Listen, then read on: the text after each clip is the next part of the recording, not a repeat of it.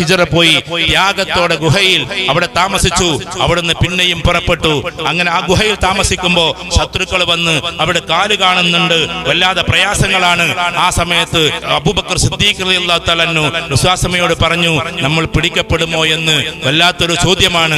ഇല്ല, പിടിക്കപ്പെടില്ല. കല്ല ഇന്ന മഈ റബ്ബി സയഹ്ദീൻ എന്നാണ് അവിടെ പറഞ്ഞതെങ്കിൽ, മഈ റബ്ബി സയഹ്ദീൻ എന്നതാണെങ്കിൽ ഇവിടെ പറഞ്ഞ വാക്കെന്താണെന്നറിയോ? ലാ തഹ്സൻ ഇന്നല്ലാഹ മഅനാ. വിഷമിക്കേണ്ട അബൂബക്കറെ, ഇന്നല്ലാഹ മഅനാ, അല്ലാഹു നമ്മോടൊപ്പമുണ്ട് എന്നുള്ളതാണ് അവിടേക്കത്തെ മുഫസ്സിരീങ്ങൾ വിശദീകരിക്കുന്നത്.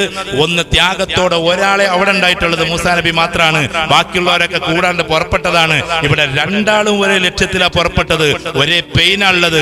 അതുകൊണ്ട് രണ്ടാൾക്കും ഒരേപോലെ പറഞ്ഞു ലാ തഹ്സൻ ഇന്നല്ലാഹ മഅനാ.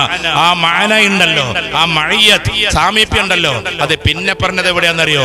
ഇന്നല്ലാഹ മഅൽ മുത്തഖീൻ, ഇന്നല്ലാഹ മഅസ് സാബിരീൻ, ഇന്നല്ലാഹ മഅൽ മുഹ്സിനീൻ. അല്ലാഹു ഇഹ്സാനുള്ളവരോടൊപ്പമാണ്, അല്ലാഹു മുത്തഖീങ്ങളോടൊപ്പമാണ്, അല്ലാഹു ക്വാളിറ്റി ഉള്ളവരോടൊപ്പമാണ്. അതുകൊണ്ട് ക്വാളിറ്റി നമ്മൾ ഉണ്ടാക്കണേ.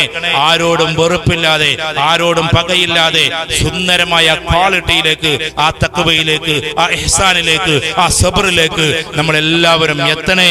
അതിനു വേണ്ടിയിട്ടായിരിക്കണം നോമ്പ്.